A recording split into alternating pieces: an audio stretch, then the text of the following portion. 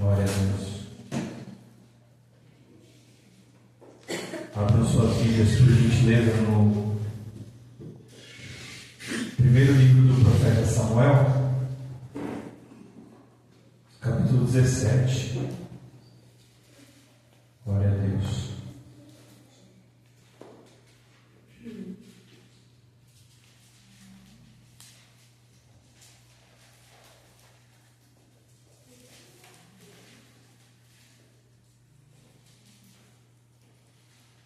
Vamos ler o versículo 12. Primeiro livro de Samuel, capítulo 17, versículo 12. Amém? Eu não tomar tanto tempo, visto que nós ainda temos à frente a palavra oficial de pregação. Eu vou ler rapidamente. Primeiro livro de Samuel, capítulo 17. Vamos ler aqui o versículo 12, que diz: Ora, Davi era filho daquele Efrateu de Belém de Judá, cujo nome era Jessé, e ele tinha 8 filhos, e o homem seguia entre os homens como um velho nos dias de Saul. E os 3 filhos mais velhos de Jessé foram e seguiram Saul para a batalha, e os nomes dos seus 3 filhos que foram para a batalha eram Eliabe, o primogênito, e depois dele Abinadab, e o terceiro Samá. E Davi era o mais jovem, e os 3 mais velhos seguiam a Saul. Davi, porém, foi e retornou de Saul para alimentar as ovelhas de seu pai em Belém. E o filisteu se aproximava pela manhã e à noite e ao anoitecer, e se apresentou durante 40 dias. E disse Jessé a Davi, o seu filho: Toma agora para os teus irmãos uma efade de cereal tostado e estes 10 pães, e corre até o campo aos filisteus, e corre até o campo aos teus irmãos, e carrega esses 10 queijos até o capitão de 1000, e observa como vão os teus irmãos, e toma deles garantia. Amém? Então somente até aqui. Irmãos, é com muita alegria nessa noite. Eu pretendo falar alguns minutos nessa oportunidade de saudação, tendo em vista que ainda receberemos a palavra do Senhor. Então fica comigo a missão de entregar-lhes essa pré-mensagem com muita alegria no meu coração, porque eu acredito que nós precisamos todos os dias, como nós já fizemos até o presente momento, louvar a Deus. A palavra do Senhor diz que o nosso Deus habita no meio dos louvores, e esses louvores que estão descritos são as músicas que nós entoamos ao nosso Deus, não só aqui na igreja, mas aonde estivermos. E é claro que quando fazemos isso em grupo, nós fortalecemos um mandamento que é louvar ao Senhor. E quando nós cumprimos aquilo que a palavra nos manda, e ela diz que o nosso Deus habita no meio dos louvores, nós invocamos a pessoa e a manifestação do nosso Deus, a qual nós vamos invocar por meio de Jesus Cristo, o nosso Senhor. Então até aqui nós louvamos ao Senhor, e daqui a pouco nós vamos receber a palavra de Deus. Mas eu gostaria de aproveitar esses momentos que eu tenho com os irmãos para falar sobre uma palavra tão somente. E essa palavra posso dizê-la como preparação. E a preparação na vida do crente, ela é essencial, ela é importante, porque nós só vamos nos preparar para aquilo que é importante para as nossas vidas. Nós só vamos tirar um momento de preparação para aquilo que realmente chama a nossa atenção. E se nós dizemos que somos crentes, e se nós temos a Bíblia como a palavra de Deus, a pessoa de Jesus Cristo deve ser para nós motivo de preparação. A pessoa de Jesus Cristo tem que querer dizer alguma coisa nas nossas vidas, porque nós não somos vazios. Muitos são chamados, mas poucos são os escolhidos. E os escolhidos são aqueles que, dentre os que foram ou não chamados, vão sentir algo diferente quando ouvirem a voz do Senhor Jesus Cristo. Não é à toa que está escrito na Bíblia que a ovelha, ela conhece a voz do seu pastor. Aleluia. Imagina que ovelhas se misturaram no campo, e essas ovelhas têm vários pastores diferentes. E quando um fala, existem aquelas ovelhas que reconhecem a voz daquele pastor e vão atrás dele, e tem aquelas outras que, por não reconhecer a voz daquele pastor, continuam no pasto. E eu preciso lhe dizer alguma coisa aqui nessa noite a respeito da preparação. Porque quando nós nos preparamos e temos Jesus Cristo como alguém importante nas nossas vidas, nós não vamos nos comportar como aqueles que não têm na pessoa de Jesus a importância que Ele merece. Porque quando nós somos escolhidos pelo nosso Deus, Ele assume um lugar de destaque na nossa vida. Então nós começamos a abrir mão da nossa vontade para viver a vontade dEle. Nós paramos de obedecer a nós mesmos e buscamos qual é a vontade do Senhor Jesus Cristo para viver a vontade dEle. E a nossa vontade, meus irmãos, a cada dia ela está virada para um lado, como o vento que vai de um lado para o outro.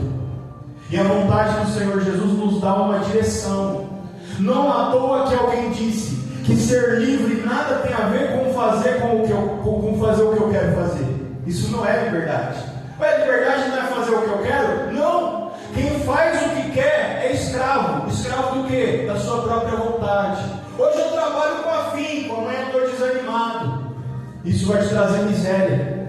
Então, liberdade não é fazer o que eu quero, porque cada hora eu vou querer uma coisa diferente.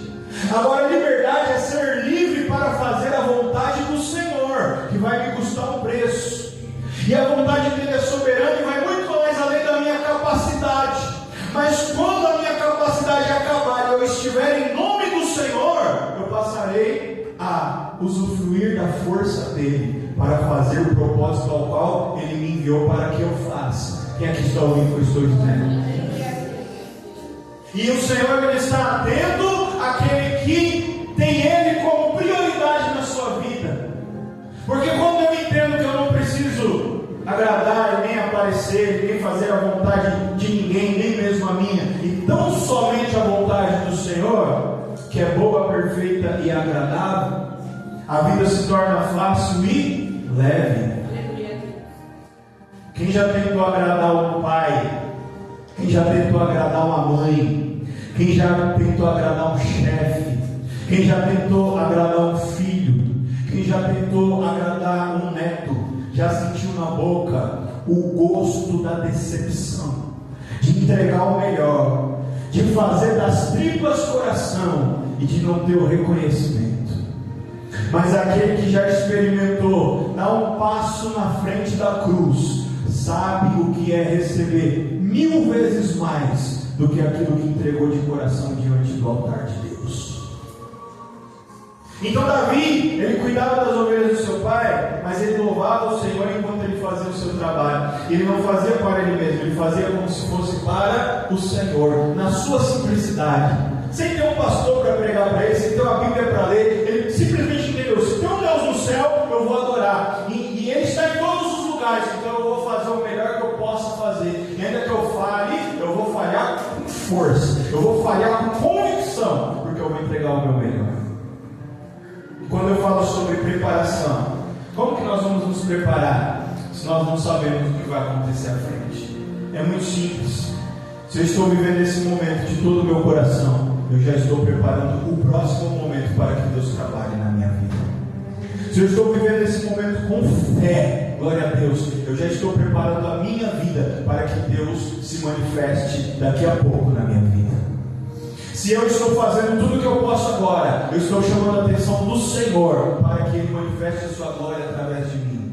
Porque Deus escolheu os vasos de barro para que o vaso não fosse mais importante do que aquilo que Ele leva. Glória a Deus dentro dele. Mas muito embora o vaso seja de barro, ele precisa estar sem fissura, ele precisa estar sem rachadura, ele precisa estar sem imperfeição.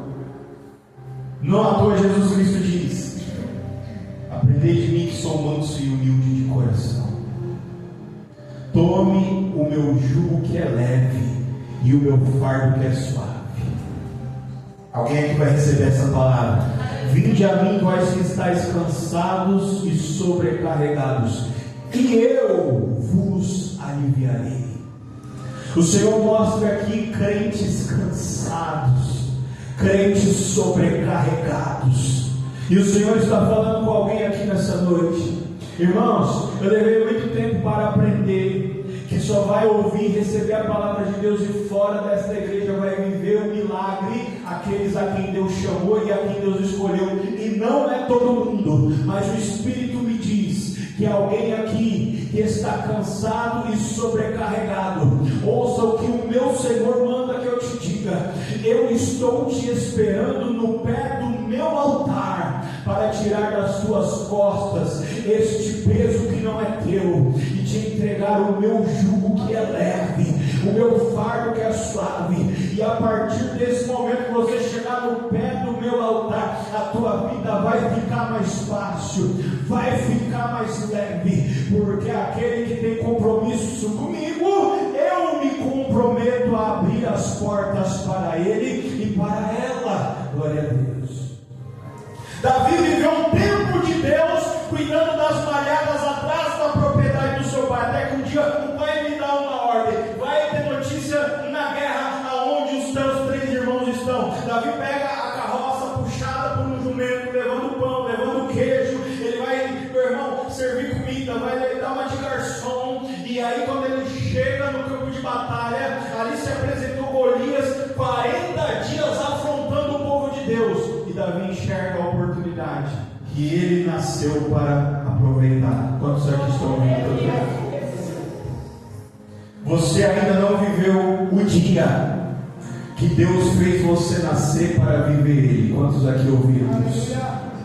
Davi viveu, depois de vencer Golias, viveu muitos anos, mas ele nasceu para viver o dia onde Deus preparou a vitória dele sobre Golias, porque depois daquele dia a vida dele jamais seria a mesma. E o Senhor manda que eu diga a alguém aqui nessa noite: ainda não chegou o dia que você nasceu para que Deus fosse glorificado na sua vida. E depois desse dia eu vou morrer? Não, você vai viver, mas esse dia vai ser um grande testemunho na sua vida. Quantos aqui têm glória a Deus para oferecer? Assim eu agradeço a oportunidade de exclamação para Jesus.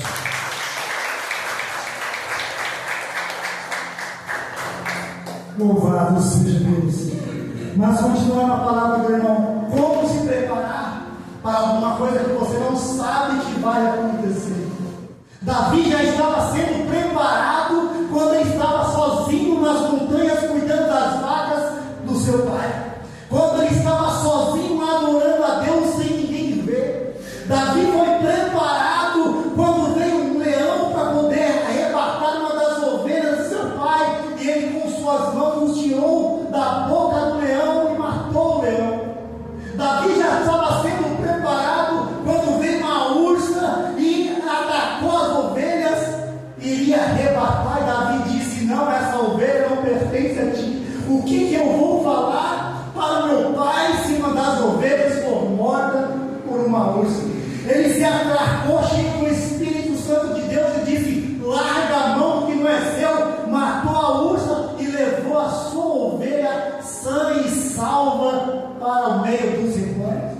Assim é um pastor de igreja, assim é uma missionária de igreja, assim é um bispo de igreja, quando liga e diz: olha, estou precisando de oração urgente, porque tem alguém no hospital precisando urgentemente, que Deus lhe deu uma resposta. O pastor, o bispo, a missionária vai dobrar o seu joelho e vai dizer: Deus, entra naquele hospital e faz o milagre, porque somente o Senhor pode fazer o milagre. Senhor, entra naquele hospital aonde o médico decretou morte e traz a vida novamente, para mostrar que só o Senhor é Deus. E aí, meu irmão, quando ninguém mais está esperando, diz: foi apenas uma oração, foi apenas algo, mas eu não sei se vai ter resposta. Alguém no hospital ali que diz: olha, é a mãe, é o pai, é irmão de fulano, saiu da UTI, está no quarto, está estável. Olha, aonde foi decretado morte, os aparelhos não precisam mais ser desligados, porque o milagre aconteceu, começou a respirar, abriu os olhos e começou a falar. Olha, aonde nós iríamos tirar os aparelhos, o milagre aconteceu porque começou a respirar sozinho. Davi já estava sendo preparado. Quando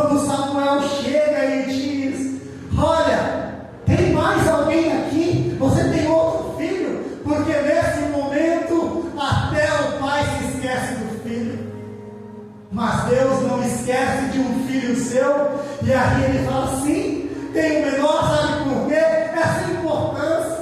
Aquele filho que é ungido a pastor, aquele filho que é ungido a diácono, aquele filho que é ungido a bispo, que às vezes ninguém dá importância, mas Deus diz, esse é o momento dele, está lá em cima, olha, tem o menor. E aí chega Davi, sem saber o que está acontecendo, apenas com a notícia, dizendo, olha, Samuel está lá, o profeta Samuel vem me ver. E aí chega Davi, e aí Deus trata bem alto no ouvido, esse é o meu escolhido, a quem eu escolhi, esse é segundo o meu coração. Talvez você ande por aí na sua casa, no seu trabalho, nas ruas da sua cidade, na sua vila, e as pessoas somente apontam, lá vai aquela pessoa que se diz cristão, que se diz evangélico, lá vai mais derrotado, mas Deus brada, e diz, lá vai o meu ungido, a quem eu escolhi, e ninguém vai tocar a mão. Hoje eles vão punir vocês, vão punir mim por não ter nada, mas amanhã vão ter que aplaudir, não as nossas conquistas, mas o que Deus preparou para mim e para você. Lá vai aquela mulher estéril que não pode dar filho. Lá vai aquela mulher que abraça as outras crianças e diz, eu tanto queria ter um bebê assim, eu tanto queria ter uma criança assim para chamar de meu. E aí quem tem muito diz, mas não vai ter. Mas Deus diz, espera que o seu momento, a sua hora vai chegar, porque você vai se alegrar, porque Deus vai colocar no momento certo aquilo que é ser o seu próprio útero, no seu próprio ventre, e você vai começar a ter náuseas, vai começar a sentir enjoo, mas não é doença não, é doença da bênção de Deus, da vitória que Deus está colocando nas suas mãos. Samuel olha para Davi e diz, olha, foi você que Deus me escolheu. Pega o azeite que está dentro do vaso e começa a derramar no alto da cabeça, até chegar na barba de Davi e começar a se escorrer, e diz, esse é o ungido a qual Deus escolheu para rei. Mas os irmãos de Davi olham e dizem, rei, nós já temos Saul. Eles estavam de olho naquele cargo, naquela unção, mas quem cobiça muito não tem nada. E Davi só estava no canto dele esperando a noite chegar para poder levar as ovelhas de volta, contar uma por uma e dizer, pai, terminei o dia e não perdi nenhuma ovelha. Foi esse quem Deus escolheu. Mas aí depois da unção, depois do banquete, depois da comida, tudo volta. Saul continua sendo rei. Samuel, ele sai daquele lugar. Davi vai dormir. Os irmãos de Davi vai voltar para o acampamento onde estava tendo uma batalha. Continua tudo uma vida normal. No dia seguinte, Davi se levanta, pega as ovelhas e sai com os irmãos na guerra. Samuel voltando para o lugar, mas com um sorriso no rosto, dizendo, eu fiz o que Deus me enviou para fazer. Porque quando as coisas saem bem, quando você e eu fazemos o que Deus manda fazer, e que as coisas se sucedem maravilhosamente da forma e tem a performance que Deus mandou e planejou, o profeta ele diz, graças a Deus, terminei mais um dia, fiz o que Deus me mandou, não teve nenhuma dificuldade, nenhum entrelaço de dificuldade, e estou voltando em paz. E aí depois disso tudo passado, Davi é enviado para o acampamento, porque o seu pai mandou levar comida para eles, e aproveita e vê como está a batalha, está uma guerra lá, como o bispo disse, aquele gigante, aquele Golias, aquele homem, afrontando o povo. Cadê esses covardes? Não tem homem aqui não? Não tem povo de Deus aqui não? Cadê o Deus de vocês? Todo mundo calado, todo mundo quieto. Quando Davi chega naquele lugar em que ele ouve a palavra e diz, espera aí, o que ele circunciso disse? O que esse filisteu incircunciso disse? Ele afrontou o Deus de Israel. Ele olha para um lado, ele olha para o outro, mas aí, você não vai lá não? Eu não.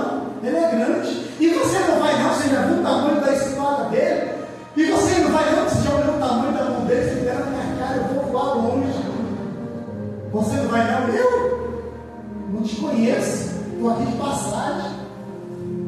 Davi disse: peraí, eu vou, mas tem alguma recompensa para quem for enfrentar aquele homem? Davi, ele já tinha certeza que ele ia enfrentar aquele homem e iria ganhar a batalha. Sabe por quê? Não é porque Davi era bom, não é porque Davi foi um rei, não.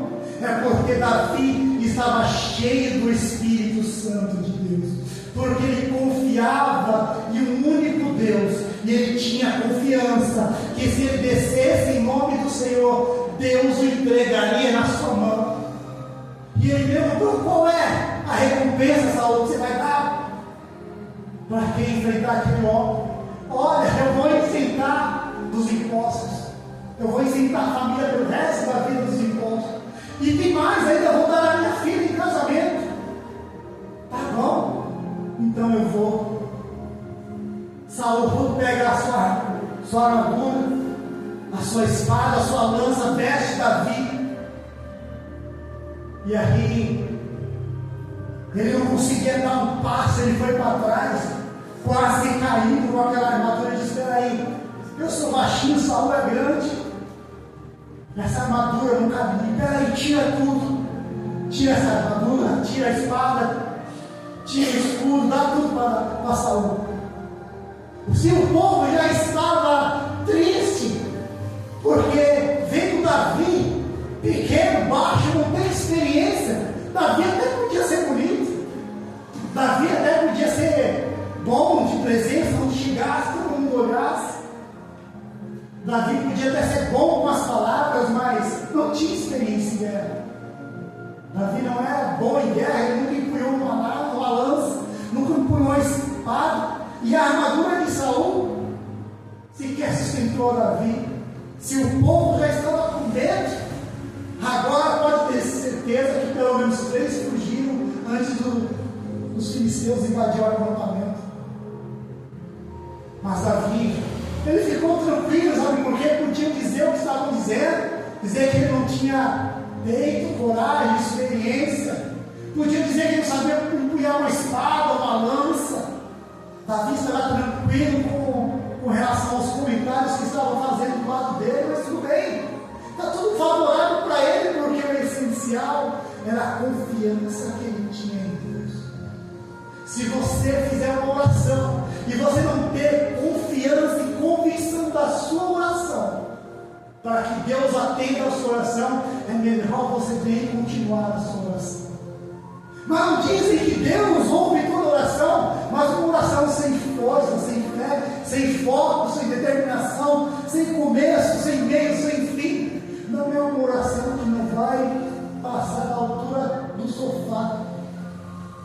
Mas quando você tiver convicção, fé, que a sua oração vai chegar a Deus, você abrir o seu coração, se derramar e dizer: essa oração eu tenho certeza que vai chegar ao nariz de Deus como fumaça agradável a Deus, e Ele vai responder. Então pode ter certeza que a sua oração vai ser.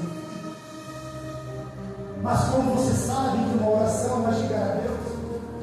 Aquela oração que você se derrama, que você se abre, que você não contém as suas lágrimas, que as palavras saem e fluem naturalmente, porque você está triste, porque você está amargurado, ou até mesmo porque está feliz, ou porque você está esperando uma bênção ou um milagre da parte de Deus. Então essa oração, ela vai subir rapidamente, como um sedex enviado para o correio. Vai ser enviado rapidamente, mais rápido que um trem-bala, mais rápido que um tiro de revólver, mais rápido que mais ágil o anjo vai colher e levar para Deus. Porque é uma oração que você vai fazer do fundo do seu coração, rasgando, se colocando, se deleitando na presença de Deus. Davi, ele tinha tudo. Fala: eu não preciso de lança, eu não preciso de espada, eu não preciso de armadura, porque ele estava revestido da palavra de Deus. E quando ele ouviu a notícia dizendo que os impostos iriam ser perdoados, ele disse: Bom, meu pai vai ter mais que trabalhar, que pagar imposto. Eu não vou ter que ficar de manhã, tarde, noite, cuidando das ovelhas. Eu vou ter um tempo para adorar mais a Deus. Eu vou ter um tempo mais para ficar em casa, porque agora os impostos vão ser perdoados. Então, para que trabalhar tanto? O leão não vai levar mais nada meu, nem da minha família. Vamos poder plantar e comer, vamos poder viver o nosso melhor sem ter que dar o reino. E ainda de quebra, ainda vou ganhar uma esposa. Provavelmente teria visto a esposa e dito: realmente formosa, linda. Eu vou, esse gigante vai morrer. Se não morrer de um jeito, vai morrer de outro. Davi simplesmente vai, se separa. E Saul pergunta: como que você vai? Você não tem experiência em guerra? Você não sabe pegar uma lança, a armadura como você? Disse: eu vou em nome do Senhor, porque hoje Deus me entregou esse filisteu nas minhas mãos, e o povo pode se alegrar. Ele se separa 5 pedras ali, e as 5 pedras ele começa dizendo: esse é para esse filisteu, esse é para o irmão desse, esse é para o primo desse, esse é para o primo do outro, esse é para o pai. Cada pedra tinha um destino. Cada pedra, cada um seria para 5 gigantes. Olha a fé, matar 5 gigantes com 5 pedras. Porque Golias vinha de uma família de gigantes, de homem grande, então não tinha só ele. Então, com certeza, teria consequência. Golias, a morte de Golias não ia ficar impune pela sua família. Ele pega as pedras, escolhe e desce. Golias só observando e falei: peraí, você vem a mim com pau e pedra? Por acaso é só algum cão? E Davi olha para ele e disse: você vem comigo contra mim, com lança e espada, mas eu venho contra você em nome do Senhor Jesus, e hoje Ele me dá você em minhas mãos. Olha a fé, olha a confiança, olha a perseverança de Davi.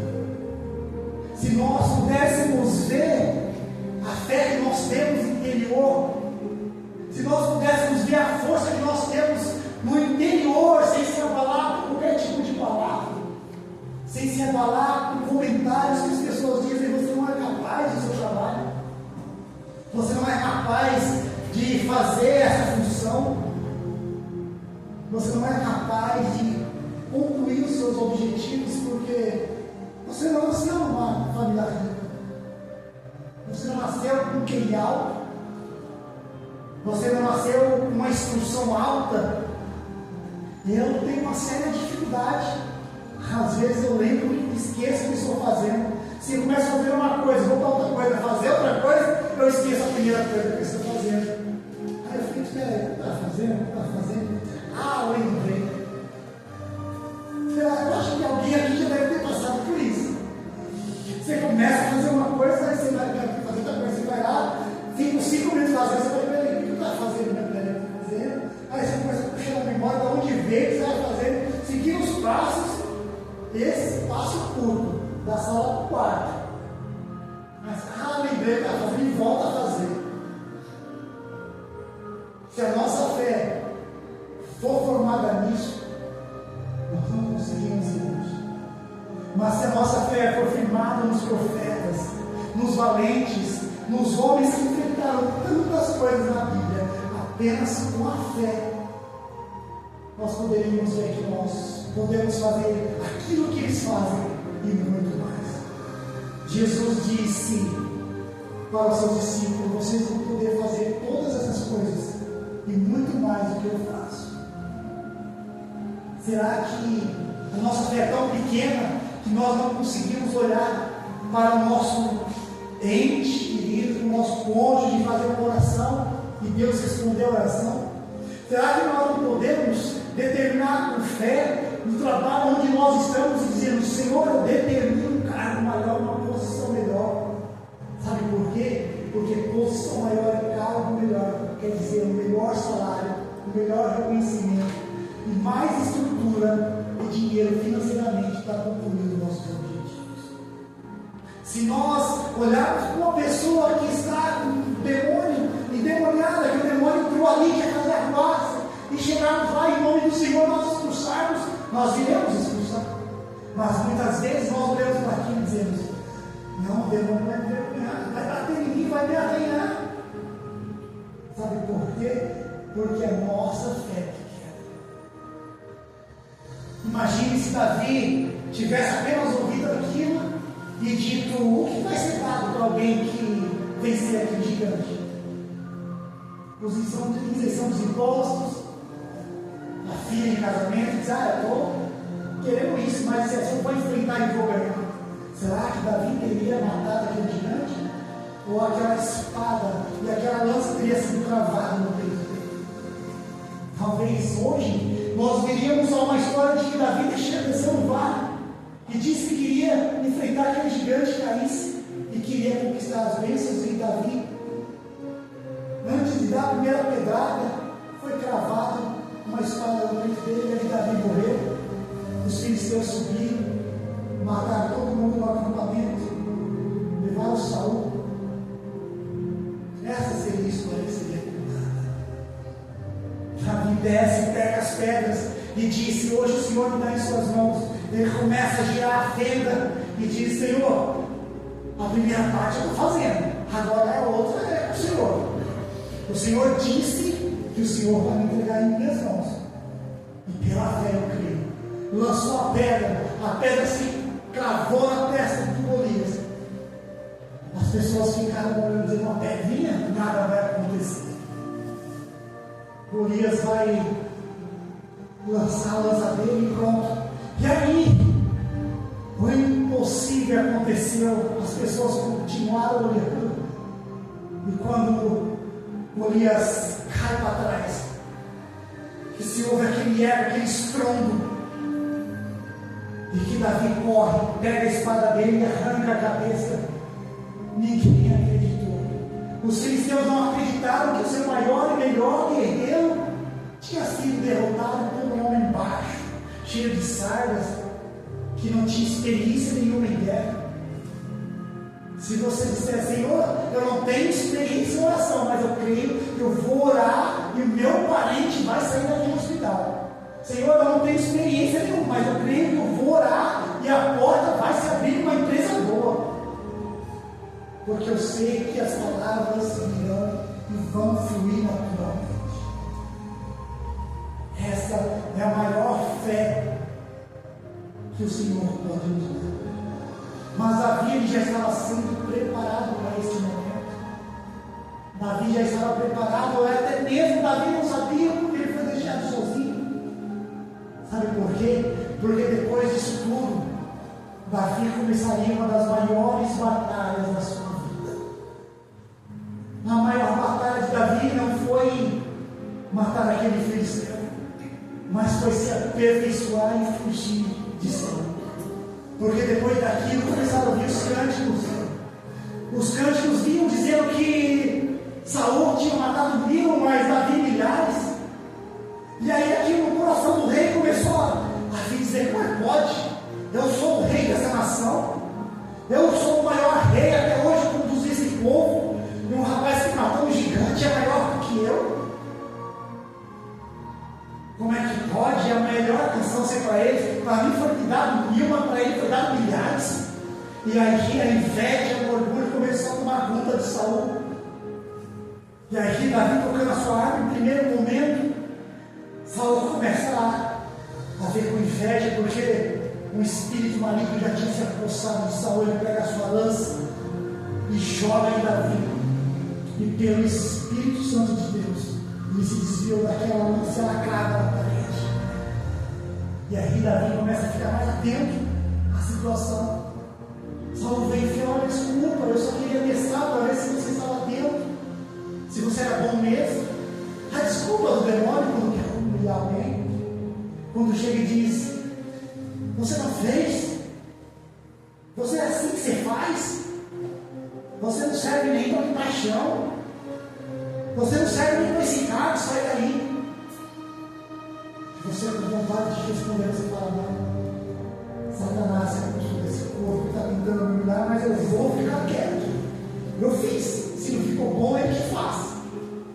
Mas aí, passado tudo aquilo, você está ali, oração, perseverança, o pessoal vem, olha, desculpa, eu não estava num bom momento, eu fui cobrado, me cobraram, queria uma atenção maior, queria uma explicação. Olha, continua fazendo o que você está fazendo.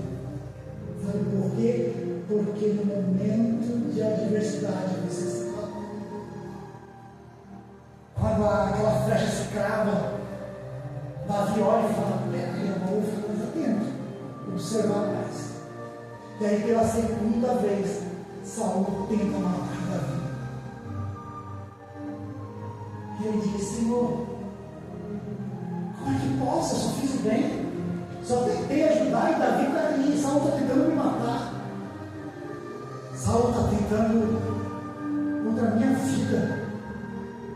O que de mal eu fiz? Em alguns salmos você vê Davi dizendo: Senhor, se eu fiz o mal para alguém que me fez o bem, se eu humilhei alguém, fiz alguma coisa errada, Senhor, que essa pessoa venha e tome a minha vida, e tome a minha alma, mas em todo o tempo, Senhor, eu procurei fazer o que é bem. Senhor, quantos adversários estão vindo contra mim, Senhor, para fazer o bem? Senhor, quantos adversários estão vindo contra mim? Salmos 124. No Salmo 124, Davi diz no final, dizendo: os ímpios, eles, só de ouvir falar de Jesus, de Deus, de falar do bem, eles já tentam o mal. Davi, ele tenta dizer em seus salmos, dizendo: Senhor, eu não aguento mais, eu não suporto mais a perseguição. Me ajuda, me socorre, porque está tão difícil. Quantas vezes Davi teve que se esconder de Saul? Quantas vezes nós se escondemos das pessoas que tentam nos humilhar, das pessoas que nos perseguem, das pessoas que querem nos criticar? Quantas vezes as pessoas pedem para a gente fazer as coisas e falam: não vou fazer não, só sabe criticar. Se eu faço bem, não elogio. Se eu faço mal, critica. Se eu faço por conta própria, não elogia. Então eu não vou fazer não. Deixa eu falar. Quantas vezes nós se pegamos dessa maneira e não querer fazer nada para poder ajudar, porque as críticas elas são maiores do que hoje. Mas aí quando você faz algo ruim, algo que não dá certo, a crítica vem maior ainda.